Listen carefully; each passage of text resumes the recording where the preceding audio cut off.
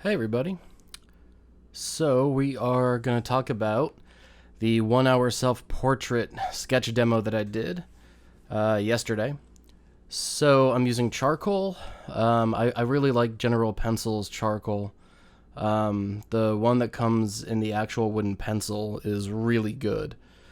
Um, I prefer the 2B or the medium one, and sometimes I sharpen it like I do my graphite pencils with a little bit longer of a tip, which sort of lets me treat it a bit more like a paintbrush. And right now I'm just kind of going in with what I've started to think about as sort of these floating placeholder marks. And it's half measured, half visually felt. And I think this gets easier over time, but it's about prolonging the abstraction at first and building something, in this case, pretty quickly because I confine myself to just 1 hour. But just going in and starting to sort of sculpt the form. And I don't say that word lightly, sculpt. I am thinking about the graphite and my image almost like I'm sculpting clay, sort of pushing in the eye sockets, pushing back the plane of the head into shadow, reasserting boundaries, carving out some of these Vanderpool planes of the head, just to get that egg shape that my head is. My head's actually more of a sphere. I have a really round cranium, right? So here I'm starting to sort of draw into that, and I think that this really gets to my strategy here, which is this idea of open shape, open tonality a little bit, sort of building it up slowly over time through multiple layers, but not being afraid to make corrections or to draw into it and further refine what I'm seeing. So you're going to see a lot of placeholder marks, a lot of landmarks that I go in and move. Like the bottom of the nose there, that gets moved pretty early on. And then right now you'll notice that the cranial mass is just a little too big. So that's going to move also. It's going to drop down slightly. So this is sort of a open, breathable sort of way of working where, because the charcoal doesn't stick to the surface like graphite does, it sort of sits on it and in the tooth. I'm able to manipulate it very easily, as you'll see. So there I'm going in and starting to carve in on that cranial mass, which is very, very helpful. If this were graphite, none of my strategy would really change. I don't like to change my strategies based on my medium. You know, if it's a dry media, whether it's chalk, charcoal, graphite, all of those I will use pretty much the exact same way. So if you've seen my 1 hour self-portraits before, this is typically how I work. In fact, I would say if I'm not doing a long studio drawing where I know I'm going to be spending upwards of 20 hours, this is pretty much how I work most of the time, which is like a sculptor. Add clay here, take away clay there, carve in, carve out. So you can see I'm thinking about the planes, I'm really thinking about the skull, and I'm thinking about the geometric structural volumes of the head and how I can articulate all of those things in an indirect way. So going in and carving out some of the shapes of the beard, and as I'm sure you've noticed, I'm building up a rich shape effect. And I'm trying to group the shapes as much as I can, and I'm keeping a very narrow tonal range. Even though I'm addressing little moments, they're adding up to larger statements. And they're all referencing the head. So there I'm notching in some landmarks for the eyes, underneath the tear bag, going back to the zygomatic bones, looking around where the cranium and the ear relate, sort of seeing how the frontal bone sits forward from the parietal bone, and then just kind of going in with some of the area of my neck. This is really a head exercise. The body does matter, but not as much as you think. So yeah, so here's something crazy. Um, I really wanted to demonstrate to you how charcoal can be used. So this was me knocking everything down and giving myself a foundation to then build out of and into. So that was just a bristle brush. That was a junk brush from a set of like, for $9 you could buy 20 brushes. When I was in college.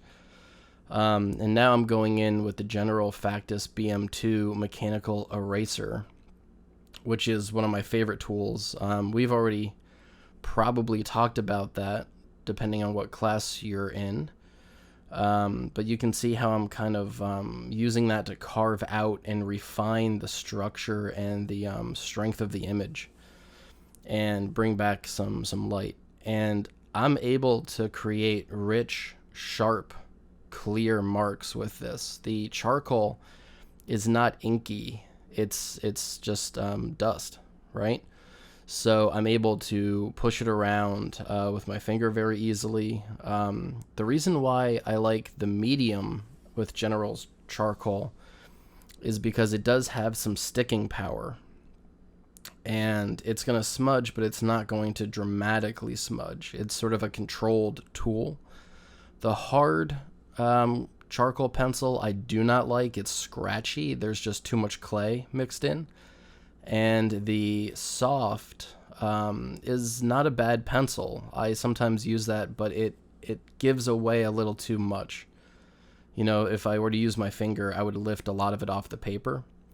The extra soft General charcoal pencil I refuse to use because it's too forgiving, right? I do think, even though we're using charcoal and clearly I can do a lot of things with it, right? Hopefully the clay metaphor is making a lot more sense now. So even though I'm working with charcoal, I can do a lot with it. I really like the medium grade charcoal because my marks still have consequence. And I think that that's important. If every mark you make can be adjusted and changed and is meaningless and doesn't help you build up a rich history on the surface, I would consider using a different tool. I want all of my marks to add up to something, even if it's just a faint history, that sits underneath a more topical layer.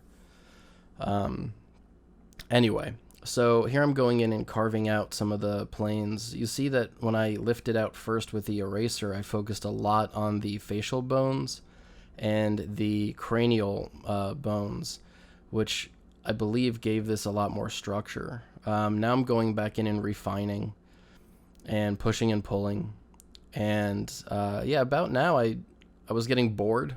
Actually, I probably could have taken the eraser a lot further, but I was just getting bored. And so I switched to the General Charcoal White Pencil, which is one of my favorite white charcoal chalk pencils. And you can see that I'm able to hatch very cleanly. And that's because the charcoal, either the white or the black charcoal, wants to sit into itself. So if you build up sort of this bed of material, the pencil itself, the dry medium, will actually draw very beautifully on top of a undercoat of that medium. So right now I'm benefiting from the underlayer of black charcoal that's sort of been toned down and softened. So I'm able to get very crisp and clear light hatches that are letting me sort of bring back some of the light and interest into the piece, but also refine my structure. And I'm just hatching right now around the brow ridge, the frontal bone, the frontal eminence up top, and going into a little bit of the shapes around my mouth and beard. My beard is getting so long that in that front area that it's really just a matter of shapes, shapes and forms, very simple shape and form. So in this drawing, I actually decided that the drawing would be about the massive expanse of the forehead, the likeness region in the eyes and nose, and then the beard as its own sort of pattern and texture. So sort of these three zones of the head are what I focused on with this drawing, and I really wanted to show them as having a different character while still feeling whole. And I think I pulled that off. The challenge with a 1 hour self-portrait is the more you go, the more you want to put in, you know? I could have stopped at this stage of clarity and just kept refining the underlying forms of the head, neck, and shoulders as a sculptural mass, and I think it would have been a really good drawing. But, you know, it kept going. I had two lights going, one on the right, one on the left, for the benefit of the recording, so I didn't put a deep cast shadow on the paper as I film. And so I was sort of at the mercy of those lights.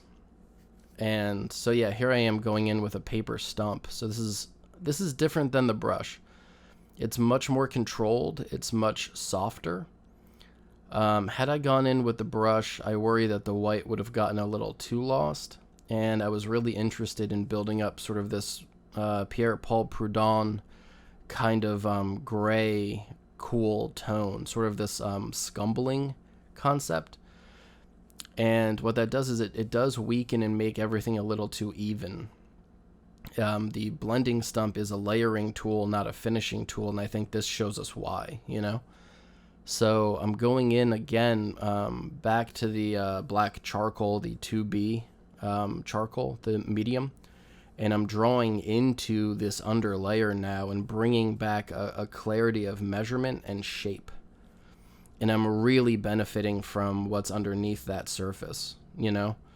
I'm really stacking these layers on top of each other and letting the history of multiple passes sort of add up to a degree of proportional accuracy and likeness. I would say that this is a likeness of character rather than a likeness of me as a form. But I think that comes with the sacrifice of the time limit, you know? And I started to do these 1 hour self-portraits, I want to say 2 summers ago, and I believe last summer I started asking people online to do them as well, and we got a lot of cool posts.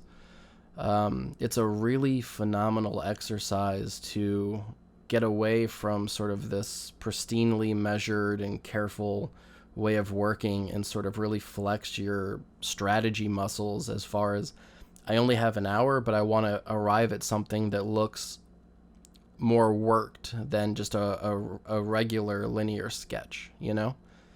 So my strategy has always been one of sculpture, which is build it up, knock it down, build it up, knock it down, carve in, you know, slap clay on, carve out, you know? So there's going to be moments of line, moments of tone, whether it be shape or texture. And you can see I'm starting to find some of the placements. This, I realized, thankfully, that I put the mouth a little low, and just moving it up a little bit really helped. And then I also realized very quickly that the mouth is completely subservient to the beard form in this image. And so it was all about trying to hatch and build up the beard volume, which took me a number of passes, and not being afraid to quote my old teacher, Odd Nerdrum, not being afraid to kill your darlings, you know, to murder your children, I guess, is the words that he would use. And what he means by that is, you know, don't be afraid to really knock something down and destroy it in service of something better.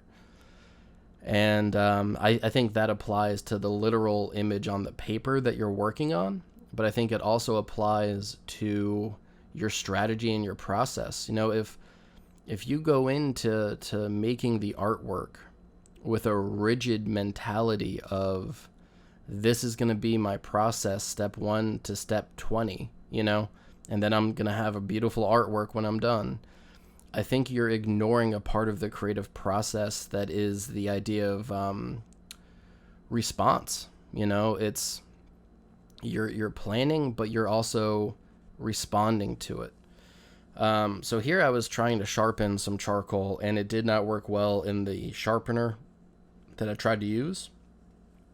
So I just used some sandpaper and went back, and I was able to pull some slightly finer lines. It doesn't really matter, and that's what I had to tell myself for the time limit. Is a very, very sharp, crisp mark probably would have been antithetical to what my aims were here. But hopefully you can see that all that chaos on the front end is starting to add up to something that looks like my face, which is nice. And you're going to notice I bounce back and forth between the white and black charcoal a lot as I begin to resolve this image. And I don't even know if I ended up actually resolving it. I forced myself to stop at the 1 hour mark, because that's the exercise, and I could have taken this for another 20 hours, with breaks. But here I am just starting to fill out some of the volume of the beard. I have a beard that has literally every beard color. So the local value is all over the place. And then with the light effect, it's very difficult to really understand what the true tone of the beard is because of these double lights. I definitely have a lighter patch under where my mouth is, so that was a lot of fun. And I was happy with what I had, but it was a little too graphic, and it was getting in the way of the volume. So that's why I stumped that down, and now I'm able to work back into it. So once again, the charcoal wants to grab on to the charcoal, so it's not a problem. And I'm starting to lift out with the eraser, and I was using that as a blender a little bit, but I realized any subtlety I was getting with that was going to take forever. And once again, the time limit really played a big factor here in making me quickly make decisions that help me move the process along. I don't think the 1 hour time limit is short enough to really get in your way. I think it forces you to edit and to really consider what your goals are as a study and as a image. So I feel pretty good here with the idea of the expanse of the cranial mass, the facial region of likeness being the cheekbones, the brow ridge, the nasal bone, all of that region. The eyes and nose and mouth are hinted at but not crazy defined, which I think is very helpful to creating an image with some atmosphere and interest. And when you're working with such a tight timeline, that really counts for something, So now I'm working around the beard, trying to get some of that volume back and bring a little bit of texture in. I definitely wanted to soften this half of my face because that was the quote-unquote shadow area, even though I'm getting these double light source things happening. So I definitely wanted that just to step back. And then I really wanted, in contrast, to chunk on some of the lights with a lot more clarity and crisp mark making. And that's what I'm building up here. And this was a lot of fun. It was exactly like sculpting with a rake tool on clay. And I'm really hitting that highlight hard because, I have a very round head and it was just glowing. And I'm really starting to hatch and build out some tones, but also give myself a little bit of structure. And that's what the focus on the planes was giving me there. So going back to the shapes, thinking about the nose, thinking about the cheek or that Vanderpool plane coming forward, trying to break up some of the linear aspect of the ear a little bit with some lights. And just kind of working my way around again. I found that I was focusing a little too much on the upper mid right, so I dropped to the lower left for the beard just to start to balance that out. I kind of wish that I would have spent more time playing with each side of the beard instead of thinking about it as just one big beard mass. That would probably be my biggest critique of this piece. Is the upper area feels more resolved than the lower, but you know, it's a different form, and part of likeness is caricature, and I think that that's where the beard form sort of ended up there a little bit, but that's absolutely fine. And just a little bit of surrounding context, really dialing in a highlight, and that's it. That is 1 hour down. So thanks everyone. Hopefully you found this very helpful with how to mess around with charcoal. Thanks.